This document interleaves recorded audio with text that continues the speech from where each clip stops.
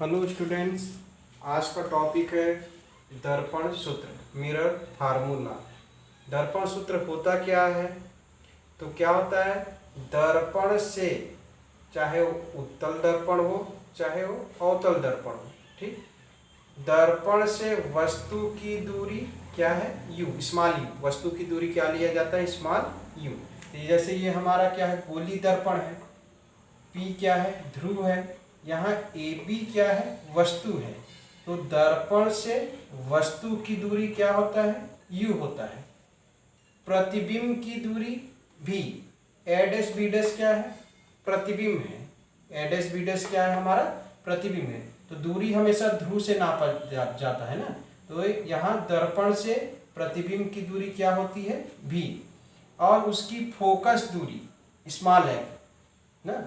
ध्रुव से फोकस की दूरी क्या होती है, फोकस की दूरी क्या होती है, स्मॉल एफ होता है। ध्रुव से फोकस की जो दूरी होती है वो क्या होती है, स्मॉल एफ। ये तीनों में संबंध दर्शाने वाला जो फार्मूला होता है, जो सूत्र होता है, उसको क्या कहा जाता है, दर्पण सूत्र। तो दर्पण सूत्र क्या होता है कि दर्पण से वस्तु की दूरी, जैसे हमारा वस्तु क्या है, फिगर में ए बी है, दर्पण हमारे ये दूरी हमेशा ध्रुव से देखा जाता है। तो ध्रुव से वस्तु, वस्तु कौन है, ए बी, वस्तु की दूरी क्या हो गया, यू, ठीक। प्रतिबिंब की दूरी, प्रतिबिंब कौन है, ए डैश बी डैश है। तो ध्रुव से प्रतिबिंब की दूरी क्या होता है, भी, और उसकी फोकस ध्रुव, ध्रुव से फोकस की जो दूरी होती है वो क्या होती है, फोकस दूरी। इसको क्या से दर्शाते हैं, स्मॉल एफ से।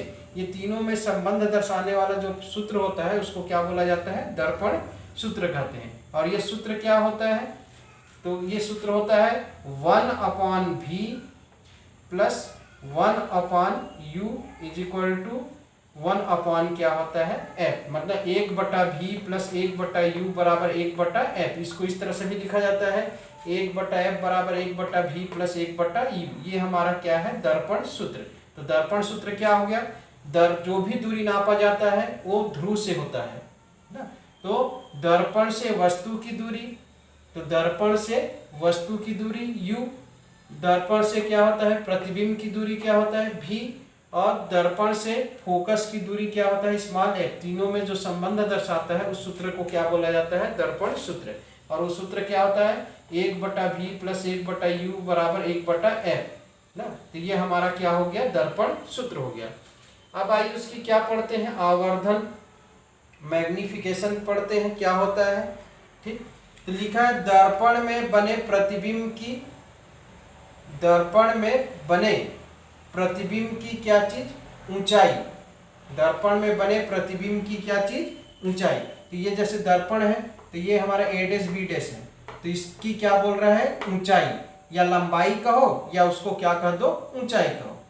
और वस्तु की ऊंचाई, वस्तु कौन है, ए बी, इसकी क्या बोल रही है, ऊंचाई।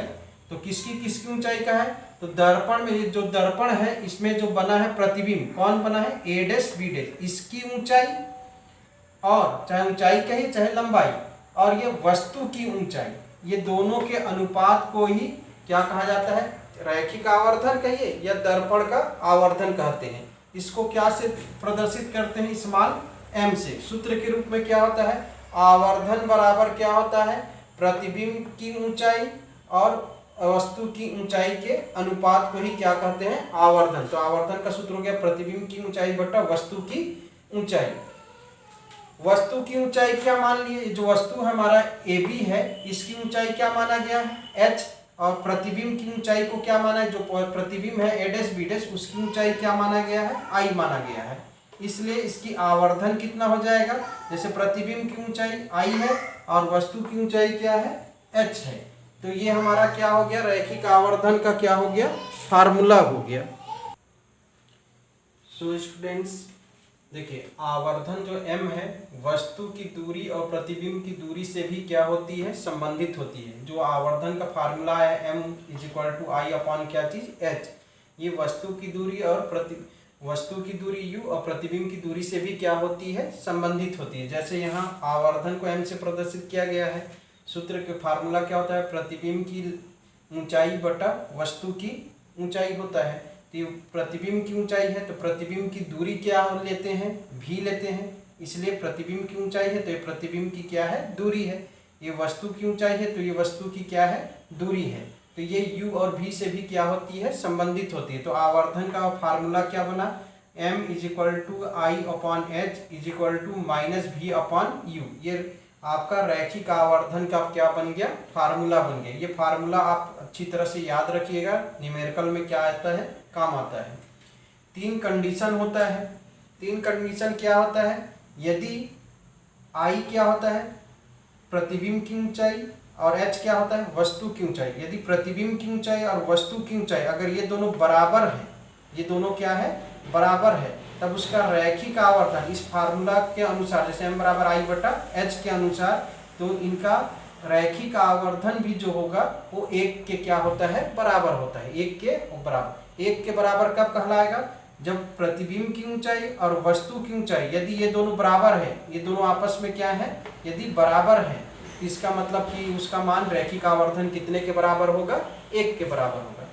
यदि प्रतिबिंब की ऊंचाई बड़ा हो, किससे, वस्तु की ऊंचाई से, मतलब ये प्रतिबिंब की ऊंचाई जो होना चाहिए ये बड़ा होना चाहिए, किससे, वस्तु की ऊंचाई से। तो जब वस्तु की ऊंचाई से बड़ा रहेगा तो रैखिक आवर्धन का जो मान प्राप्त होगा वो 1 से बड़ा प्राप्त होगा। 1 से क्या होगा, बड़ा, मतलब I जब ग्रेटर देन हो किससे, S से, तो m का मान क्या होगा, 1 से क्या होगा, बड़ा प्राप्त होगा। यदि I का मान, I मतलब प्रतिबिंब की ऊंचाई, ये छोटा हो, किससे, वस्तु की ऊंचाई से, तो रैखिक आवर्धन भी जो होगा 1 से छोटा प्राप्त होगा। रैखिक आवर्धन का जो मान प्राप्त होगा वो 1 से छोटा, मतलब कि यहाँ प्रतिबिंब की ऊंचाई अगर छोटा हो, किससे छोटा हो, वस्तु की ऊंचाई से, तो जब डिवाइड करेंगे तो रैखिक आवर्धन का मान जो होगा वो 1 से क्या होता है, छोटा होता है। मतलब अवतल दर्पण के रैखिक आवर्धन का आंतरिक मान क्या हो जाएगा, 1 के बराबर भी हो सकता है, 1 से बड़ा भी हो सकता है ना, 1 से क्या हो सकता है, बड़ा, और 1 से क्या हो सकता है, छोटा। ये 3 कंडीशन होता है। तो 3 कंडीशन भी याद रखिएगा। यदि प्रतिबिंब की ऊंचाई और वस्तु की ऊंचाई अगर दोनों बराबर है तो रैखिक आवर्धन का मान 1 के बराबर होता है। यदि प्रतिबिंब की ऊंचाई ये वस्तु की ऊंचाई से क्या हो, बड़ा हो, ये प्रतिबिंब की ऊंचाई बड़ा हो, किससे, वस्तु की ऊंचाई से, तो रैखिक आवर्धन का मान 1 से बड़ा प्राप्त होगा। जो मान आएगा वो 1 से बड़ा। यदि प्रतिबिंब की ऊंचाई वस्तु की ऊंचाई से ये क्या हो गया, छोटा, तो जब छोटा हो जाएगा तो रैखिक आवर्धन का मान भी क्या हो जाएगा, हमारा छोटा हो जाएगा, 1 से कम प्राप्त होगा। तो ये 3 कंडीशन होता है कि अवतल दर्पण में रैखिक आवर्धन का जो आंतरिक मान है या तो 1 के बराबर भी हो सकता है, 1 से बड़ा भी हो सकता है, और 1 से छोटा भी हो सकता है। आपको कुछ नोट भी याद रखना है। अवतल दर्पण का जो आवर्धन होता है, ये रैखिक जो आवर्धन होता है, ये धनात्मक भी हो सकता है और ऋणात्मक भी। मतलब इसका आंसर जो होगा वो प्लस में भी आ सकता है और इसका आंसर माइनस में भी क्या हो सकता है, आ सकता है। तो अवतल दर्पण का जो आवर्धन होता है वो धनात्मक भी हो सकता है और ऋणात्मक भी हो सकता है। लेकिन यदि अवतल दर्पण का मान धनात्मक आया, मान लीजिए इसको हल करने पर यदि m का मान क्या में आता है, धनात्मक में आता है, तो इसका मतलब कि प्रतिबिंब जो होता है वो कैसा होता है, आभासी होता है। वो प्रतिबिंब हमको कैसा प्रतीत होता है, आभासी, वो आभासी प्रतिबिंब कहलाता है। लेकिन अगर आवर्धन m का मान, अगर इसको सॉल्व किया और उसका m का मान क्या आ जाता है, ऋणात्मक प्राप्त होता है, इसका मतलब प्रतिबिंब क्या होता है, हमारा वास्तविक प्राप्त होता है। तो इतना आपको क्या करना है, दर्पण सूत्र में क्या करना है, याद रखना है। सो स्टूडेंट्स, ये वीडियो आपको अच्छा लगा होगा, केयरफुली वॉच करिएगा। थैंक्स।